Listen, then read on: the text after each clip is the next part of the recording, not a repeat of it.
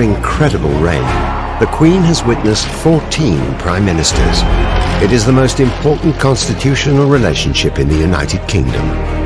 The relationship is key, really, to the way that the country is run. Tonight, we reveal the secrets of the Queen and her Prime Ministers. The weekly audience is one of the few formalities in their lives where there's nobody else in the room and nobody takes a note. Prime Ministers don't really trust anyone, but the monarch is the one person that they can trust. From Churchill guided her and steered her in a way that I think was far more significant than we realised. to Johnson. Did you lie to the Queen when you advised her to prorogue to suspend Parliament? Absolutely not. The Queen has lived through great historical change, ups and downs. She's seen financial collapses, she's seen tragedies, she's seen jubilation. But how has the dynamic of the relationship changed throughout her reign? Most Prime Ministers have come to the Queen, and it is the Queen who is the much more experienced public figure. The Queen does occasionally like to remind them that in the end they're here today, not tomorrow. You, Prime Minister, were born in the year of my coronation. And are Prime Ministers really Her Majesty's friend or her foe? There were fears that he might therefore abolish the crown as well. He was adamant that that was actually not what he was about to do. It's a testament to the Queen that she accepted that apology and moved on, because that's a really major blip in the terms of a relationship with the new Prime Minister and his monarch. When they were both quite old ladies, they became definitely, I would say, more matey. Your advice to me has been invaluable, as has that from your counterparts, past and present, in the other countries of which I am Queen.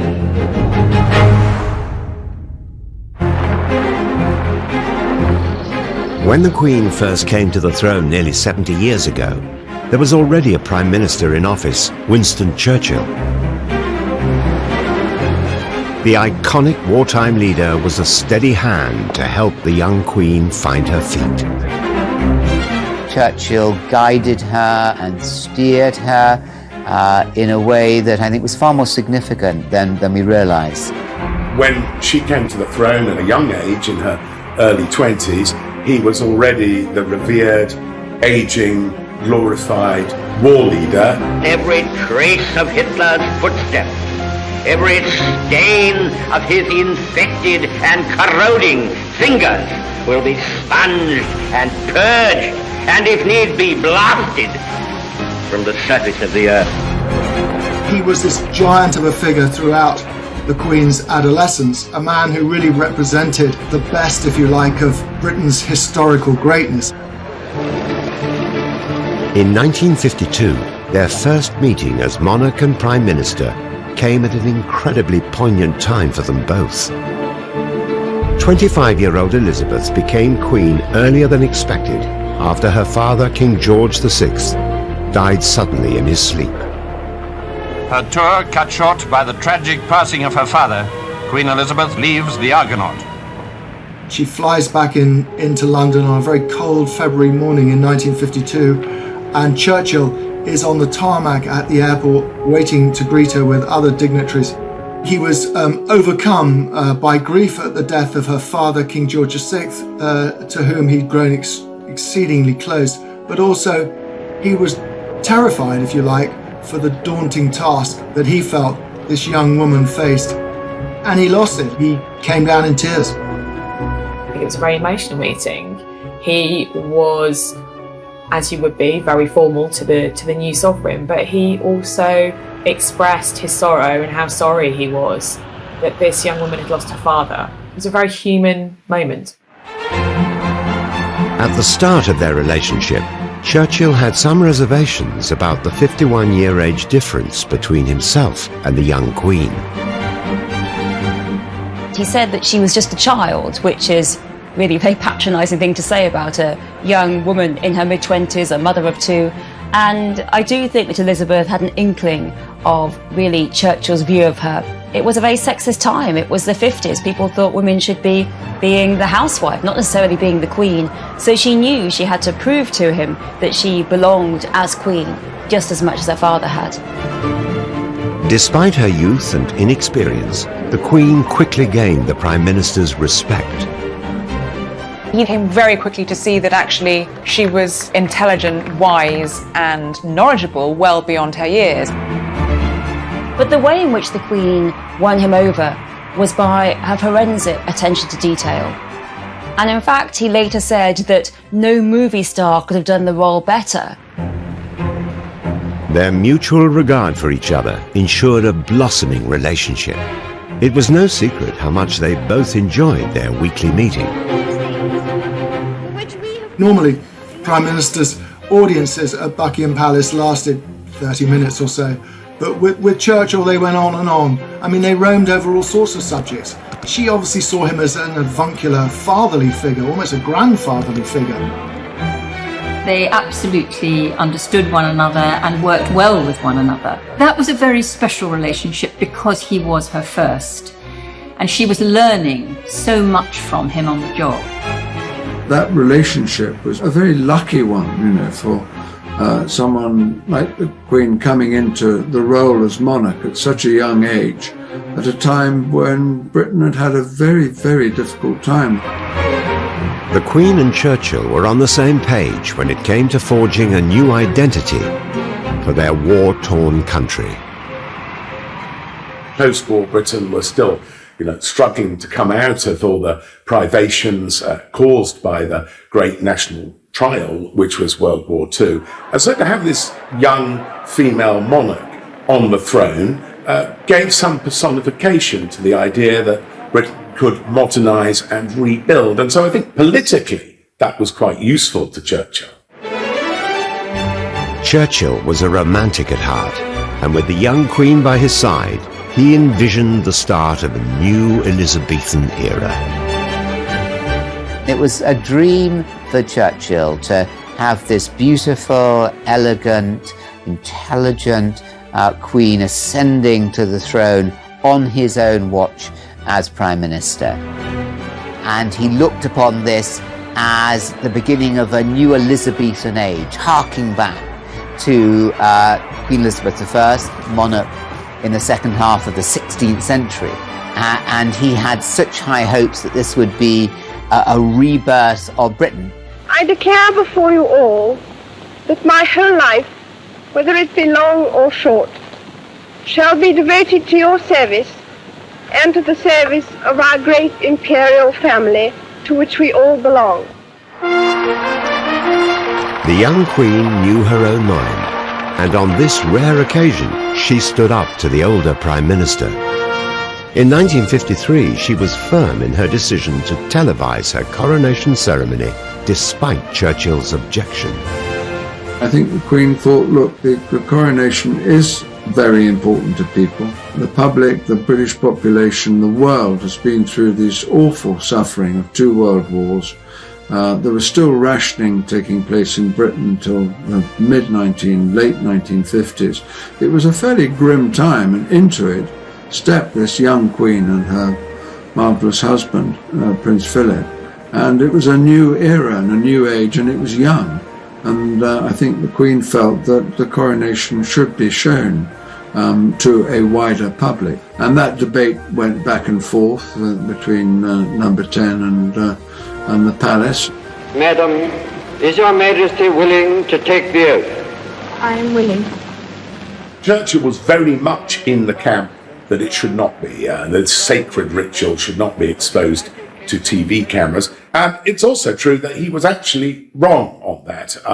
Millions tuned in to watch the coronation live on television. It was a great success and a way of almost instantly bonding this new young monarch with the public. The climax of the ceremony has arrived, when the Archbishop gently sets this splendid emblem on the Queen's head.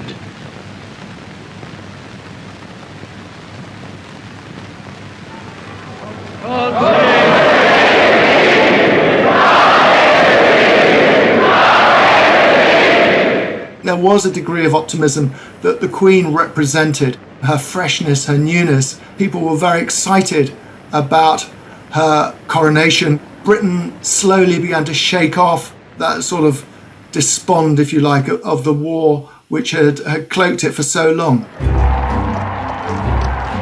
Standing up to Churchill was rare, but the Queen often relied on him for sage advice. In 1953, the monarch's sister, Princess Margaret, wanted to marry Peter Townsend, a captain in the RAF. But because Townsend was divorced, their union would put the royal family at odds with the Church of England. When Churchill was first informed, his view was, well, you know, they're a couple in love and they should be allowed and free to do that. But almost immediately, Churchill's wife, Clementine, said to him, I don't think that's quite the right answer. Churchill consulted the cabinet and discovered the majority disapproved of the marriage. He then told the Queen that the government was not in favour of this match. The view all around her, all the noises off, if you like, were Margaret can't go through with this marriage or must be discouraged from going through with this marriage. And I think having Churchill on her side helped the Queen enormously when it came to making the decision. The Queen asked her sister to wait a couple of years until the princess was 25 and able to marry without the monarch's consent. In 1955, Margaret chose her royal duty over her love for Townsend.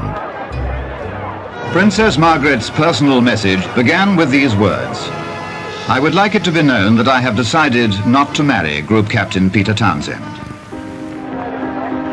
That same year, Churchill's declining health forced him to retire as Prime Minister. No man in our lifetime has better earned the right to withdraw from the scene of action. As he steps from the stage, the curtain falls on a political era. It was a poignant moment for the Queen. When he retired in the 1950s, she wrote to him saying that no other Prime Minister that ever came after him would ever be able to replace that very special position that he had with the Queen because he had given her such wise guidance. When Churchill died 10 years later, the Queen insisted he receive the honour of a state funeral at St. Paul's Cathedral. As a mark of respect, she also changed protocol, so she didn't arrive last. Normally, the monarch arrives at any of these occasions last. In this case, she went in and took her seat before Churchill's family, which I think was another way of her showing her reverence and affection for Winston Churchill.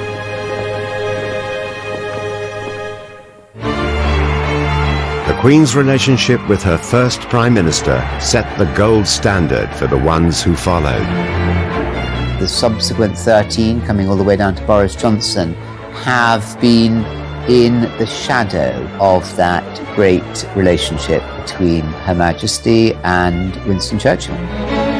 While no Prime Minister may have lived up to the Queen's memory of Churchill, some did become her close friends, and others kept the monarch on her toes. Margaret Thatcher as Prime Minister was a watershed, the Queen's first ever female Prime Minister. There was mutual admiration on both sides, but not huge warmth.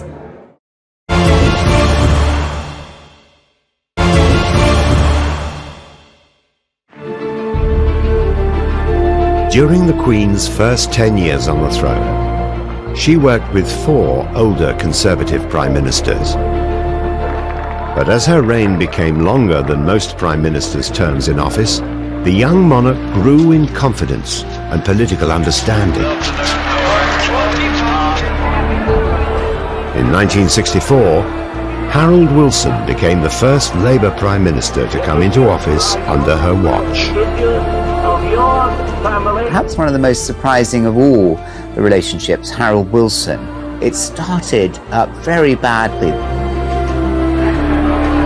When Wilson took office, Britain was suffering from major financial problems, with a £400 million deficit and a rash of union strikes. I think the main issues are going to be the ones we always expected: housing and rents and pensions, and cost of living and education. Wilson, with more socialist leanings, seemed an unlikely friend to the Queen. There was a great fear in 1964 that Labour, a socialist party under the socialist Harold Wilson, might sweep away the powers of the royal family. A lot of his party disapproved of the monarchy, but he was actually very supportive of the Queen and made sure that she didn't lose funding. Despite some initial concerns, the Queen grew fond of the Labour Prime Minister, and a sincere friendship ensued. Wilson was only 10 years older and closer in age than the monarch's previous prime ministers. That relationship started off in quite a wary way. It's also true that the Queen and Wilson were very different sorts of characters. He was a very clever academic don, and she was a countrywoman who knew little, let's be honest, about economics, and was much happier in the company of horses and dogs. But somehow or another they managed to hit it off, and she would let him puff away at on his pipe, for instance, during their weekly audiences. They did become close, and I think that would be one of the relationships where there was a friendship. I believe that she used to call him Harold, whereas there have been other prime ministers who I think she would always have called them prime minister.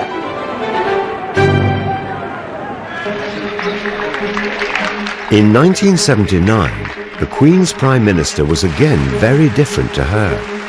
But whereas Elizabeth warmed to Wilson quickly, with Margaret Thatcher, it arguably took more time. The world needs Britain, and Britain needs us. Margaret Thatcher, as Prime Minister, was a watershed, the Queen's first ever female Prime Minister. She was also a woman from a modest background, a grocer's daughter. So all of that made it very different working with the Queen than most of her previous Prime Ministers. Thatcher hoped to improve upon Her Majesty's impression of her, having already fallen foul of royal etiquette before becoming Prime Minister. She got off to a bad start with the Queen. Before she became Prime Minister, she'd written to her and she'd signed her letter, "Yours sincerely, Margaret Thatcher."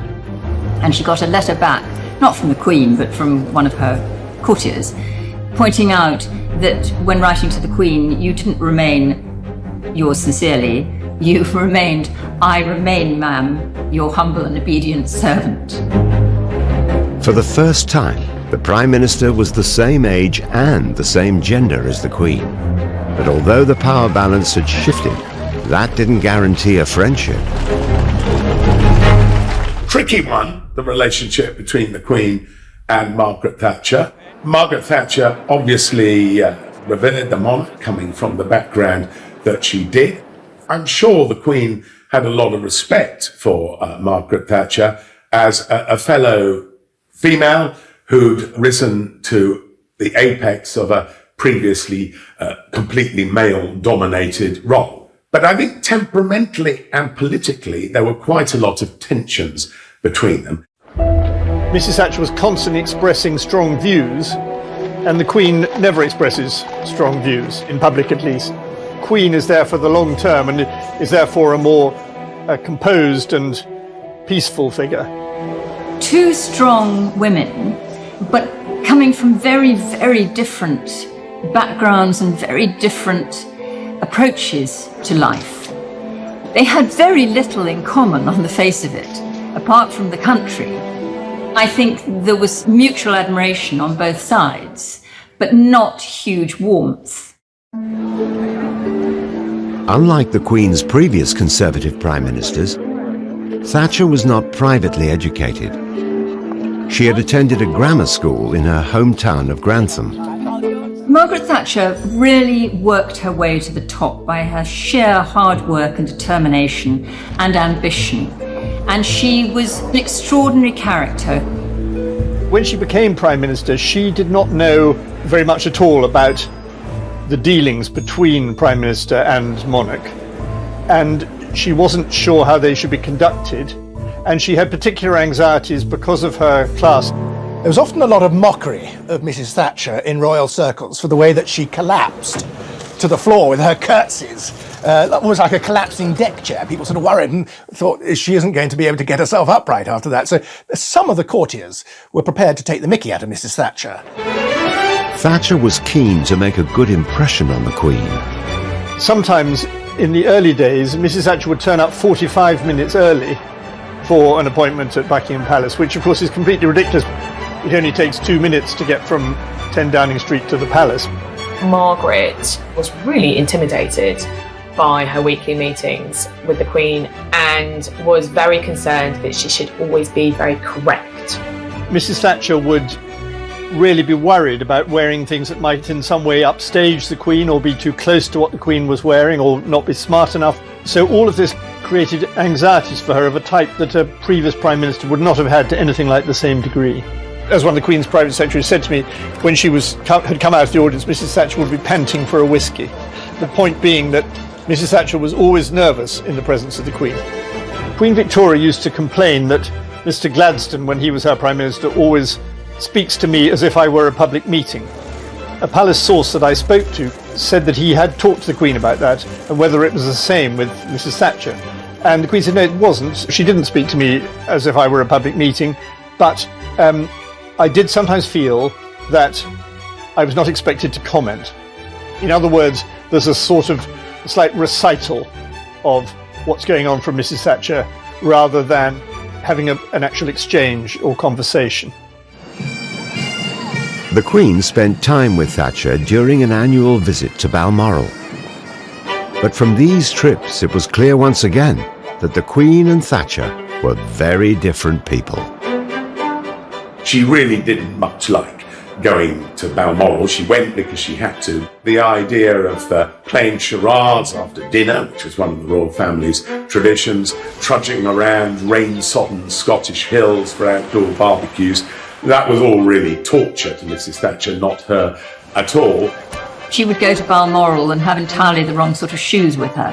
You know, she always wore smart high-heeled shoes. It was often said that she'd have her bags packed to leave for London before the final day of the stay at Balmoral. I think it was also simply because Mrs. Thatcher, being the character she was, would regard it all as a rather frivolous waste of her time. She wanted to be back at her desk working. She was that sort of person. Thatcher struggled to relax at Balmoral, unlike the Queen. And the Queen loves washing up on these occasions, so it's all completely unlike being in a palace. But Mrs. Thatcher found this very difficult because she couldn't bear the idea of watching her sovereign doing the washing up when she's sitting down and doing nothing. So she would try and get up and help with the washing up. And the Queen used to find this quite annoying because it was taking away her special treat. Thatcher went on to be the longest-serving Prime Minister of the Queen's reign. But while their personal differences may have led to strains, the real challenges of their relationship were caused by the events of the day. It would have been interesting to see how the conversation ran during the miners' strike, for instance, when so many miners were starving. There was perhaps sometimes a little touch on the tiller from the Queen. Just be careful how hard you go.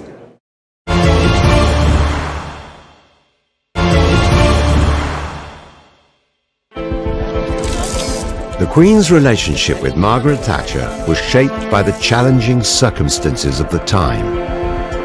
From the moment Thatcher came into office, she was faced with political and economic uncertainty in Britain.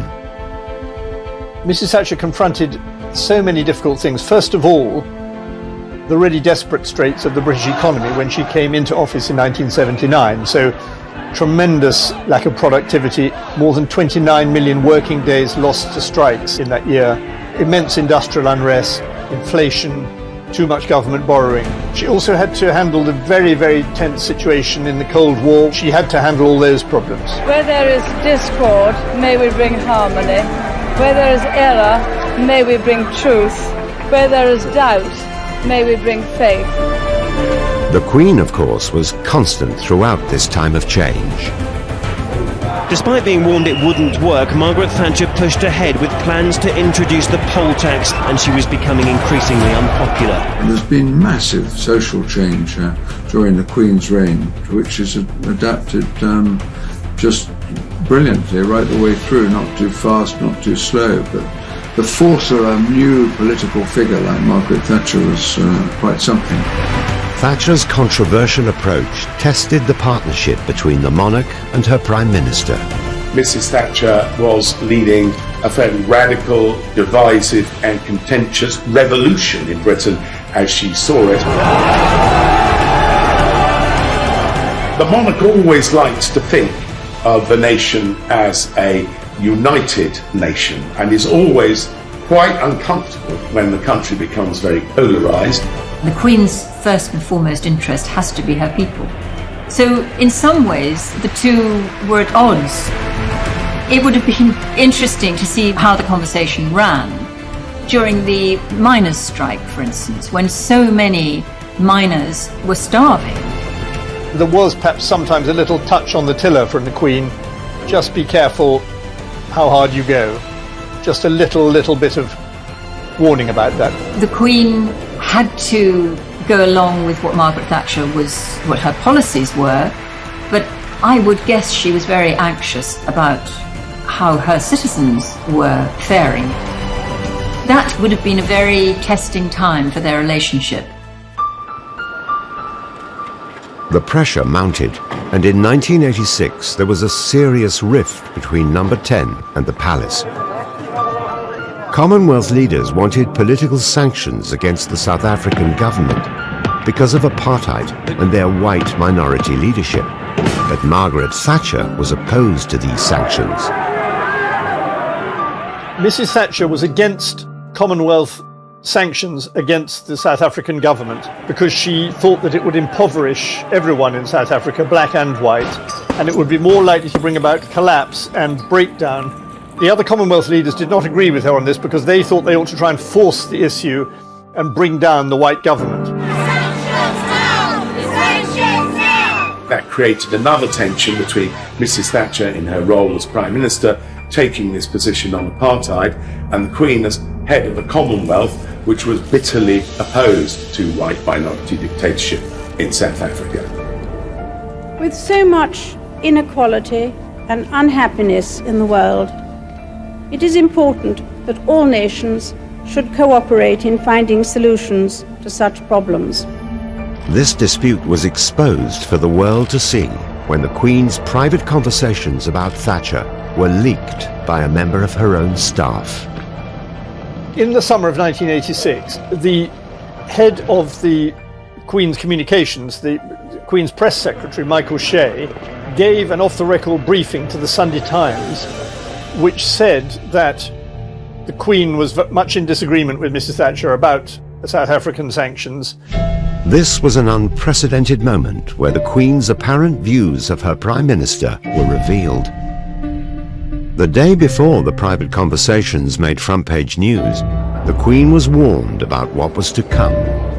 Unprecedentedly, the Queen's private secretary said to the Queen, "I really think you're going to have to ring Mrs. Thatcher before this is printed and explain that this is not happening with your wishes." And so I don't think this has ever happened before. That's what happened.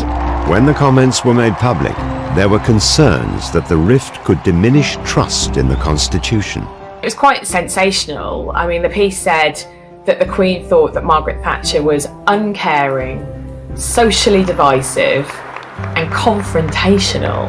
For a monarch's press secretary to brief a journalist that the Queen thought that about one of her prime ministers was shocking, really.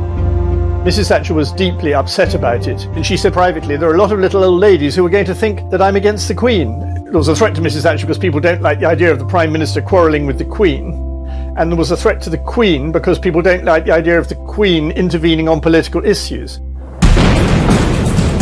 Although over time their mutual respect grew, Thatcher and the Queen didn't often see eye to eye. During the Falklands War in 1982, they disagreed about Prince Andrew taking part in active service. There was an interesting dispute between Downing Street and the palace about whether Prince Andrew should be engaged in the combat in the Falkland Islands. Mrs. Thatcher never revealed this publicly, but in fact she was very against this because she thought that there was just too much danger, perhaps of him being taken prisoner or something like that. The Queen, on the other hand, was naturally very concerned that her son should not be given an easy passage.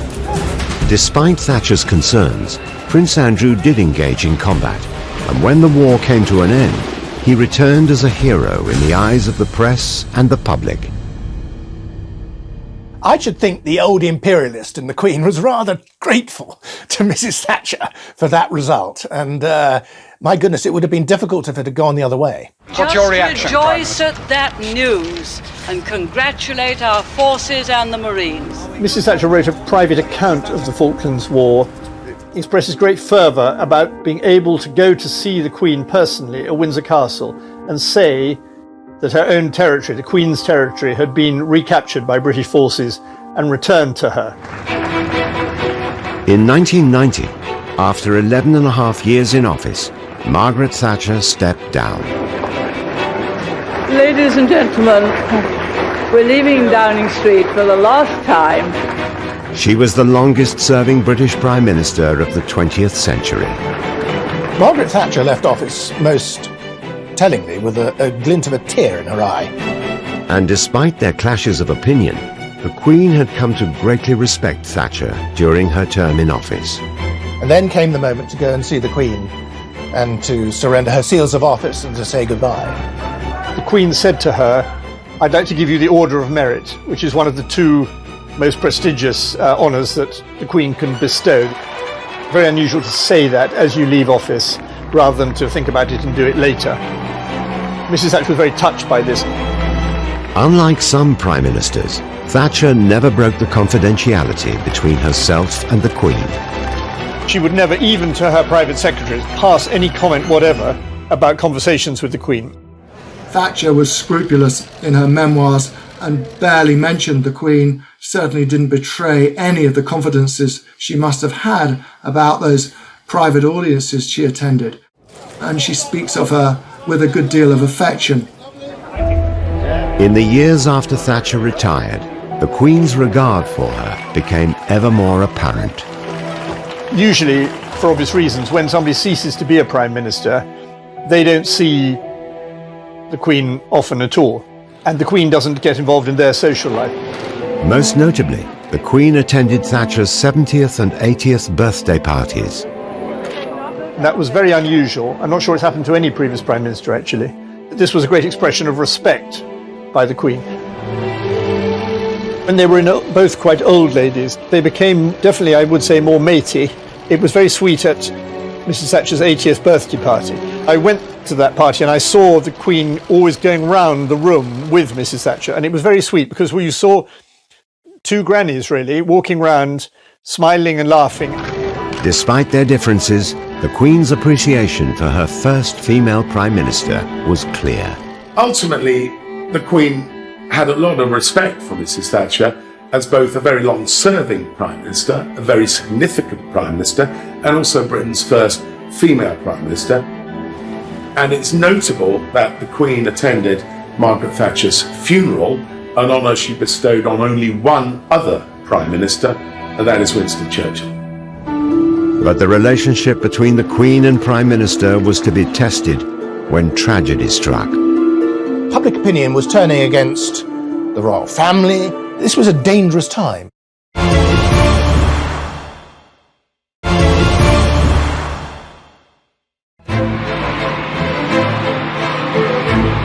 Over the Queen's 68-year reign, she has seen 14 Prime Ministers take office. During that time, the dynamics of the relationship have changed. The Queen, who has lived through so many more crises, has that great well of experience to draw on, so she can hand out the advice to the Prime Minister. The Queen has seen political upheavals and international crises. Then came the attack. But she's also faced crises of a more personal nature, requiring a friend in number 10 rather than a foe. There have been occasions when the Queen has sought and actually really quite desperately needed the support of the Prime Minister. And this is particularly the case, I think, with John Major, who was Prime Minister during a very, very turbulent and difficult period for the monarchy, a period she subsequently called her annus horribilis. 1992 is not a year on which I shall look back with undiluted pleasure. It has turned out to be an annus horribilis. John Major succeeded Margaret Thatcher in 1990, having successfully won a leadership challenge. I want to see us build a country that is prepared and willing to make the changes necessary to provide a better quality of life for all our citizens. John Major was a conciliatory type of Prime Minister who wanted to get everyone on board and support him, and I think the Queen liked that about him, that he had an entirely different approach from Margaret Thatcher. Of course, he had huge domestic problems. There was a recession early on in his prime ministership. As the UK was encountering testing times, the Queen was facing challenges of her own. It is announced from Buckingham Palace that, with regret, the Prince and Princess of Wales have decided to separate. It was Major, of course, who stood up in the House of Commons and announced that the Prince and Princess of Wales were separating. 3 of her 4 children's marriages collapsed. There was the toe-sucking incident with her daughter-in-law being photographed topless. It was the year that Diana helped Andrew Morton with his book, which said things about the royal family and about Prince Charles and their marriage. Headlines of infidelities and marriage breakdowns started to damage the monarchy's public image. Public opinion was turning against the royal family, it was turning against the government, it was turning against the whole establishment. And there was a whiff of sulphur in the air, and this was a dangerous time. When the marriages were imploding, when tabloids are full of speculation about the royal relationships, all of the royals' hard charity work was completely obscured. The greatest drop in royal popularity we've had in the Queen's reign. And that, I think, was really very hard for John Major, because he was very personally fond of the Queen, who was really struggling to hold back the tide of this negative press coverage. I have no doubt about the importance of the monarchy. It is an entrenched, enduring, and valuable part of our way of life. So this was one of the few moments, I would say, when the Queen actually turned to a Prime Minister for a bit of support. There had been just too much negative coverage about the royals. There really should be some kind of national effort to point out just how important the Queen and the royal family were to British life. Another blow in the Queen's annus horribilis came when her beloved Windsor Castle was ravaged by fire. In all, 2 towers and 7 rooms from private chapel to Great Hall await restoration. The cost of it all is anyone's guess. Windsor Castle is the property of the state, and it is the government's responsibility to ensure that resources are provided to maintain it in a manner commensurate with its status and its role on occasions of state. There was an immediate backlash. The public and virtually all the press thought this was a very bad idea. It was a private royal residence. Why should we, the taxpayers, be paying to refurbish their private home? They should surely be doing it themselves. There was an agreement by Buckingham Palace that the royal family would start paying income tax. That would never happen before. And also that Buckingham Palace would be open to the public. This was unusual territory. John Major negotiated a new financial settlement between the royal family, the government and the taxpayer, which took, I think, some of the public pressure out of that issue, and for which I think the Queen was pretty grateful. John Major was to remain a staunch supporter of the Queen well beyond his term in office.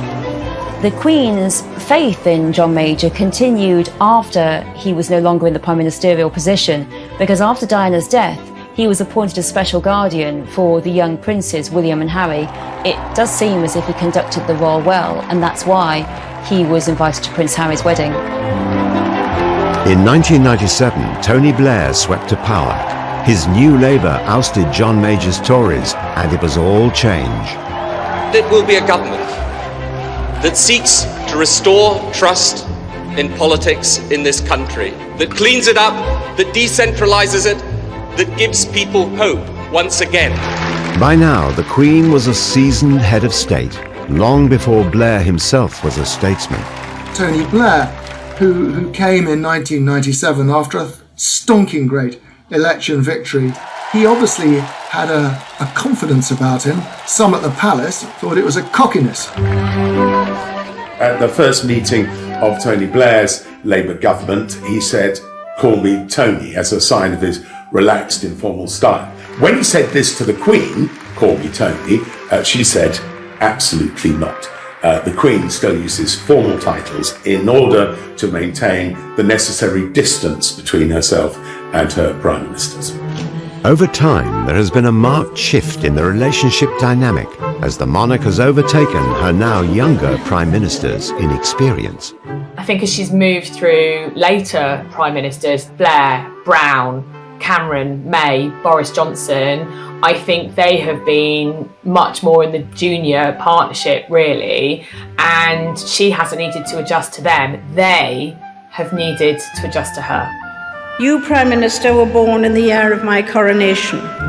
The Queen has been known to allude to this by employing the odd, well-executed remark. Well, the Queen does occasionally like to remind them that in the end they're a here today, gone tomorrow Prime Minister, while she's the Queen who's been sitting on the throne many decades.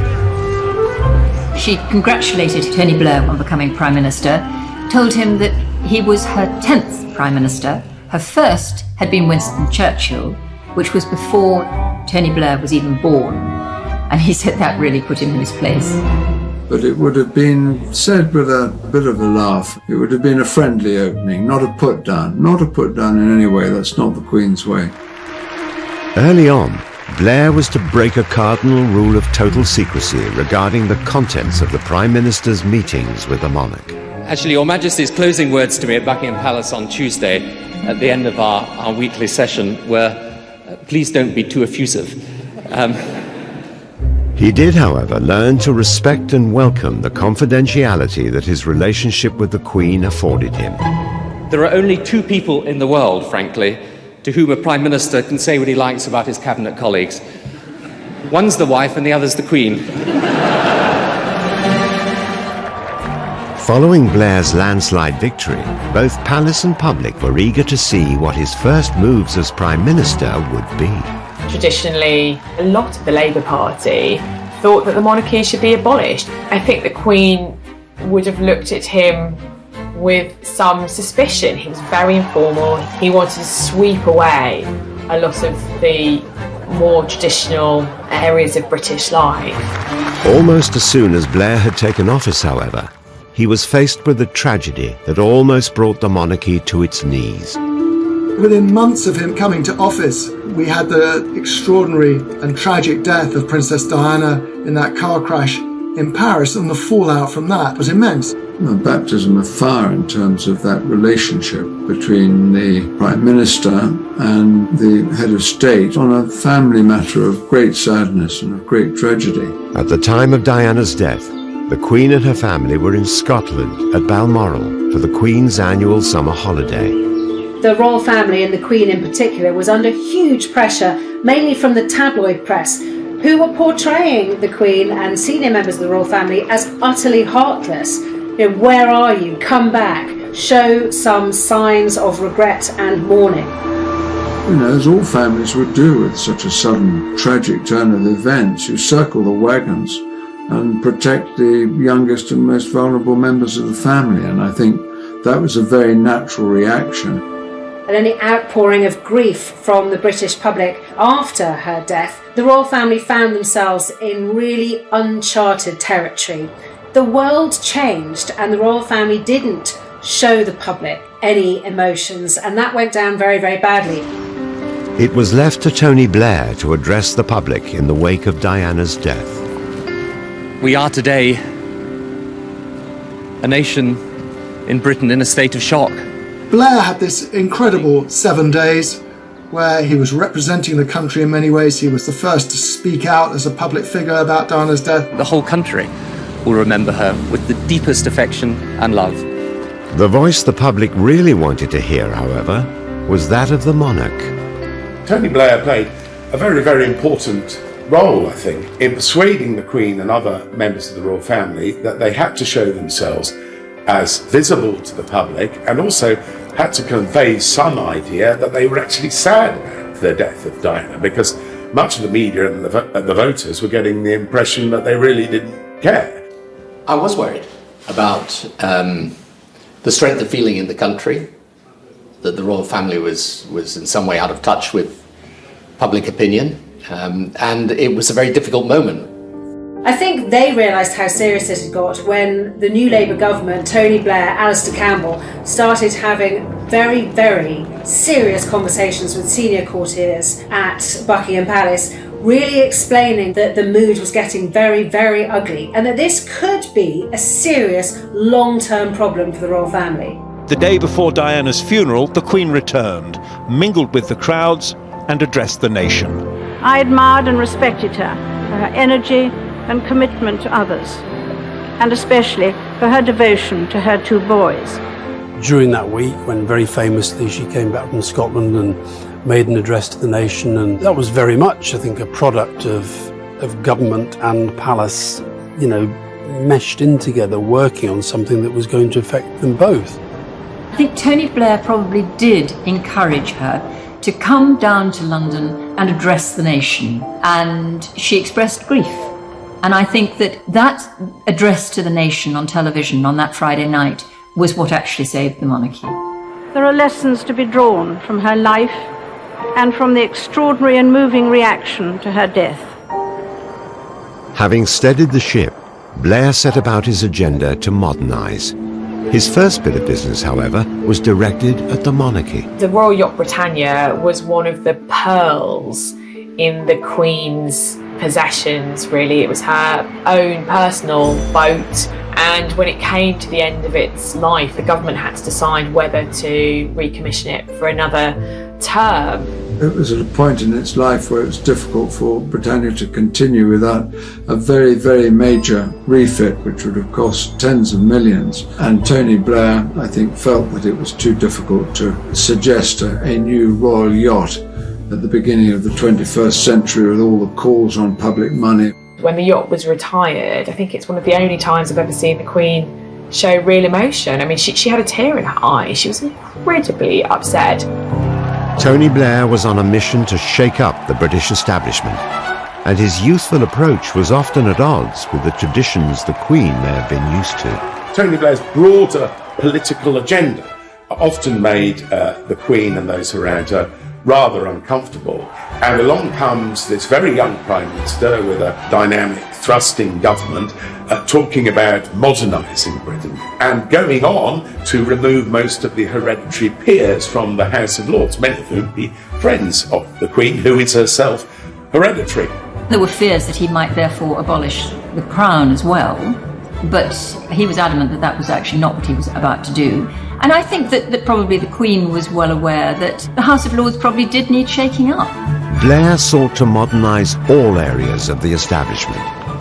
Much of the formality and starchiness of monarchy disappeared during the time that Tony Blair was in Downing Street.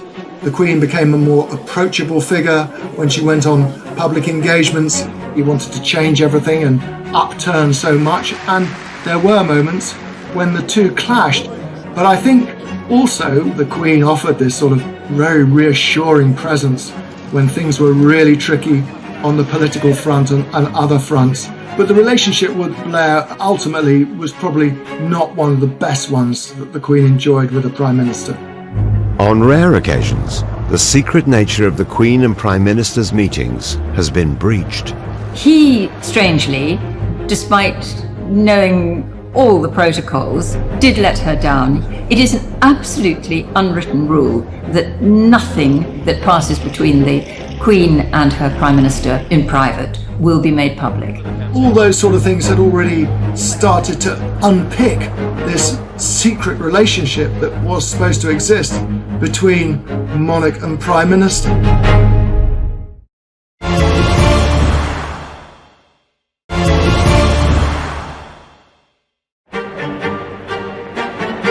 The relationship between Queen and Prime Minister is put under threat when confidentiality is breached. The last thing a Prime Minister wants is to be on a bad footing with the Queen. There's nothing in it for a Prime Minister to want to be in anything other than a constructive relationship with the Sovereign. When David Cameron came into office in 2010, the Queen had been on the throne for 58 years. The vast disparity in their levels of experience was clear from crucial moments when he broke royal protocol. His first misdemeanor was during the Scottish independence referendum, a key moment in British history. The number one pressing issue for Cameron in the early years of his premiership was Scottish independence. He had granted a referendum for Scotland. Opinion polling was suggesting that actually the Scots might vote no and leave the Union, and then Cameron would have had an absolute disaster on his hands. As always, the Queen would not get involved in this political matter. Well, it's one of the cardinal rules of being a constitutional monarch that you don't take sides, you remain strictly neutral. The Queen did not want to see her great union broken up. She was Queen of Scotland as much as she is the Queen of England, and she wanted to remain a Queen of a united kingdom. But following the announcement that Scotland was to remain in the UK, David Cameron made unguarded comments. David Cameron broke one of the cardinal rules when he revealed details of a private conversation between him and the Queen. He revealed that when the Scottish referendum result came through and the Scots decided to reject independence, she had heard with pleasure down the telephone during a phone conversation between Prime Minister and Queen. Cameron's comments were made to the former New York mayor, while apparently unaware the conversation was being picked up on his microphone.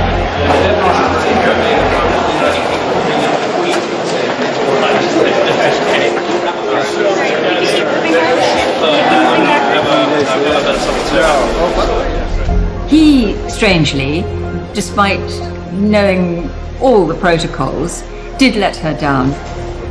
It is an absolutely unwritten rule that nothing that passes between the Queen and her Prime Minister in private will be made public. Paris were pretty furious about it. Funnily enough, none of her less privileged Prime Ministers have ever broken a confidence like that. The blunder put his relationship with the monarch under threat. Cameron publicly apologised. I deeply regret that entire conversation. I've said what I'm going to say about that. I regret it. I'm sorry about it. It won't happen again. It was made clear pretty quickly that he did apologise to the Queen, which is never something that a Prime Minister particularly wants to have to do. But 3 years after he'd left office, Cameron diminished the trust once more when he disclosed further details of his private conversations with the Queen. The main mistake came in 2019 when his memoirs came out. He mentioned at length the episode at Balmoral where he had sought the Queen's intervention, if you like.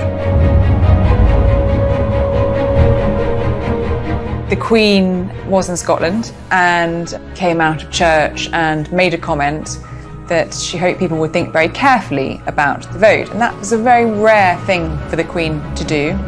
Very rare. The message was pretty clear. She said, think very carefully, be careful what you wish for, in other words. And it later transpired that David Cameron had asked her to raise an eyebrow, metaphorically, ahead of the vote. That, to her, had both compromised her political neutrality, but also exposed a private conversation between Queen and Prime Minister. So I think he really had to eat some humble pie after that. She was not happy. Before Cameron, Blair had also revealed intimate details of his dealings with the Queen. The more modern Prime Minister seemingly less inclined towards discretion. A great chunk of his memoirs dealt with her attitude towards him when he became Prime Minister, what happened when they went to stay at Balmoral, where he described lashings of alcohol that were served, and of course the famous indiscreet remarks of his wife, Cherie, where she let slip that their youngest child had been conceived at Balmoral. So all those sort of things had already, if you like, started to unpick this secret relationship that was supposed to exist between monarch and Prime Minister. Boris Johnson became Prime Minister in 2019, taking over from Theresa May. Just moments after entering number 10, Boris jeopardized his relationship with the monarch. Almost immediately, he does something which David Cameron did and Tony Blair did. He let slip a detail of that sacred moment between monarch and new Prime Minister. Boris Johnson apparently said that during their first meeting, the Queen congratulated him on becoming Prime Minister, and the Queen apparently, according to Boris Johnson, said, "I don't know why anyone would want the job." Another example of a Prime Minister breaking the confidence of the conversations with the Queen, proving again you can't trust an old Etonian. The Prime Minister breaking a fundamental rule this early on would have been of great concern for the Queen. Some Prime Ministers, such as Theresa May, have said nothing about what goes on with the Queen. Some Prime Ministers have told us rather a lot, such as Tony Blair, but they wait until their memoirs. Prime Ministers wait until after they are no longer Prime Minister to expose what the Queen has said. Mr Johnson, almost the minute he came out of the Prime Ministerial meeting with the Queen, he was passing on what she'd said. And I really think it does suggest how Boris Johnson was determined to break so many traditions. The turbulent political landscape would challenge the partnership between monarch and Prime Minister like never before. Boris Johnson too arrived after a period of considerable political turmoil dominated by our attempts to depart from the European Union. The British people have had enough of waiting. The time has come to act, to take decisions. The Queen had seen new Prime Ministers come in all sorts of circumstances from 1952. And of course, straight away, again into another huge period of change with the forthcoming exit from the European Union. Boris Johnson became Prime Minister in the summer of 2019, high on adrenaline, convinced that very decisive action needed to happen after all that period of getting nowhere under Theresa May. Boris wanted to shut down Parliament, or prorogue, meaning no MPs or peers would hold debates or vote on laws. The reason why he wanted to prorogue Parliament was to limit and run down the clock so that his promise that we would leave the EU by his so-called target date of October 31 could be met without any more obstruction from honourable members in Parliament who were determined to thwart him at every turn. I mean, it was a clever piece of political chicanery. In order to prorogue Parliament, Boris needed permission from the Queen. Boris Johnson put the Queen in really an impossible position when he asked her to prorogue Parliament when Parliament didn't want to be prorogued. The decision to advise Her Majesty to prorogue Parliament was unlawful. The prorogation was also void and of no effect. I should think there was some quite expensive china dropped on the floor when that Supreme Court judgment came in. This called into question the honour of the Constitution. Unprecedentedly, the Prime Minister was accused of lying to the Queen, which he denied. Did you lie to the Queen when you advised her to prorogue to suspend Parliament? Absolutely not. We need a Queen's speech. We need to get on and do all sorts of things. So it put the Queen in a slightly embarrassing position, but actually criticism was really of the Prime Minister for proceeding with this advice to the Queen without exploring the legal strength of the case. The press and the public questioned the impact this had on the relationship between the Queen and Boris Johnson. Well, we all wonder now what the nature of the relationship between Boris and the Queen must be. Did the Queen feel let down? Did she feel she'd been lied to? It's a testament to the Queen that she accepted that apology and moved on and continued an incredibly good working relationship with Boris after that, because that's a really major blip in the terms of a relationship with the new Prime Minister and his monarch. But while the Prime Minister may be relatively new, the Queen has been head of state for 68 years and has now cemented her role as the person the nation turns to in times of crisis. She was leading us, expressing everything that we needed. And that was something that no politician can ever do.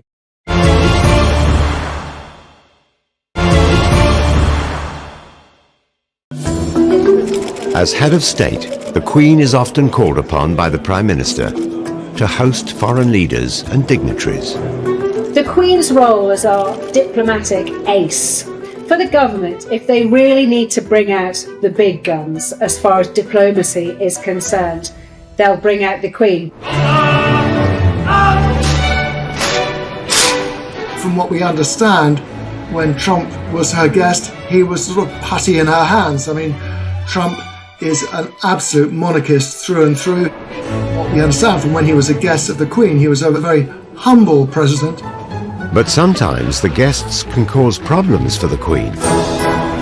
On one occasion, the wife of an African leader smuggled her dog into Buckingham Palace. It had come in with the diplomatic baggage in complete contravention of Britain's very strict quarantine rules, and the Queen only found out about this when the woman sent down to the Buckingham Palace kitchens for some fresh steak which she wanted to give to her pooch. The Queen was furious about this, had her own dogs, her corgis, immediately transferred to Windsor Castle and instructed staff to get that dog out of my house, which they duly did. Royal tours are also at the request of government. It's number 10 who decides where.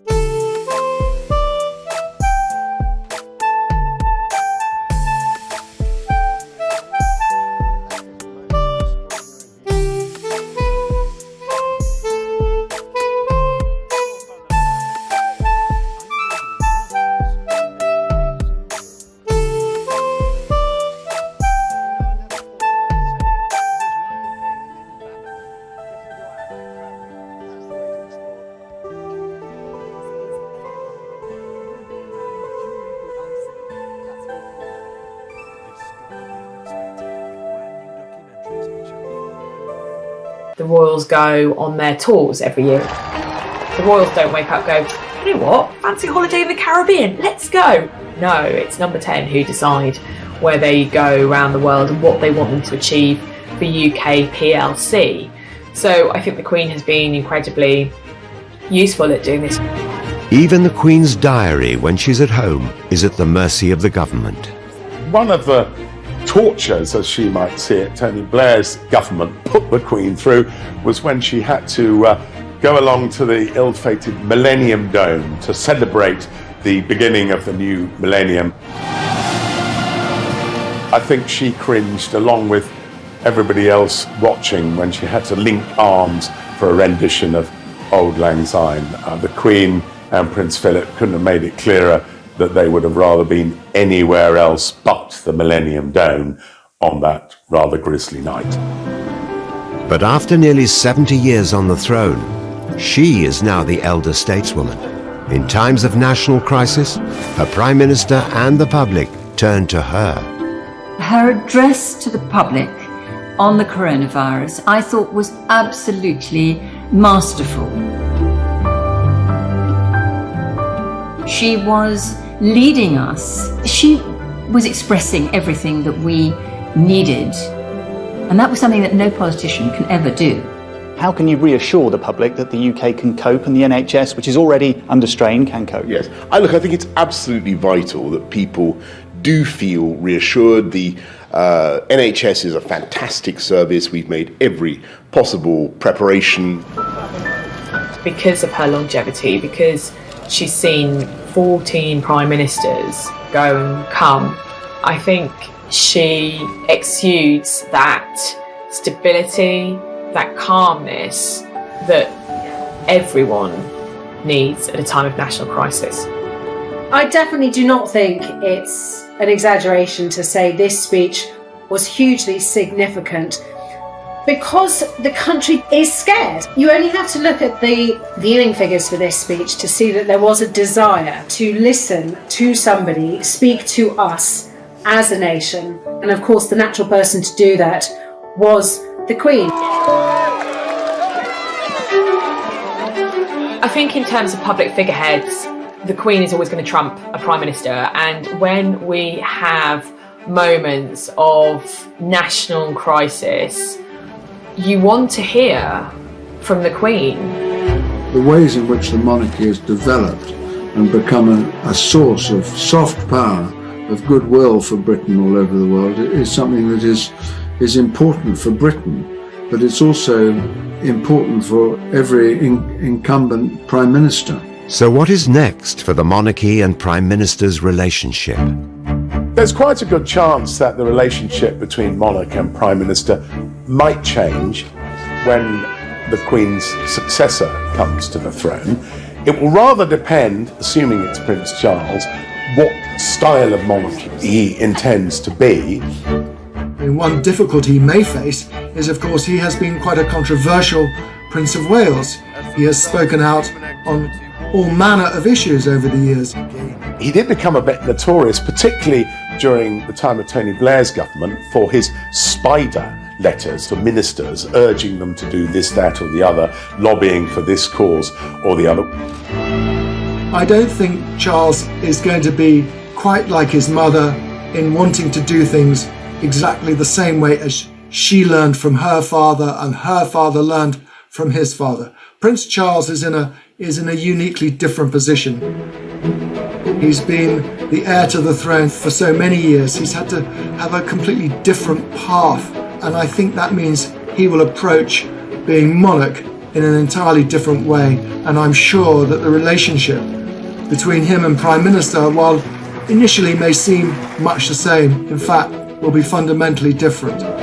Retaining total neutrality and having weathered storms of their indiscretions, the Queen has eclipsed her Prime Ministers and grown from a young, inexperienced monarch to a global stateswoman. So the Queen, one of her most important roles is meeting the Prime Minister. It's looking through the red boxes, it's reading about policy, and it is to her one of her most important roles. And it's not easy.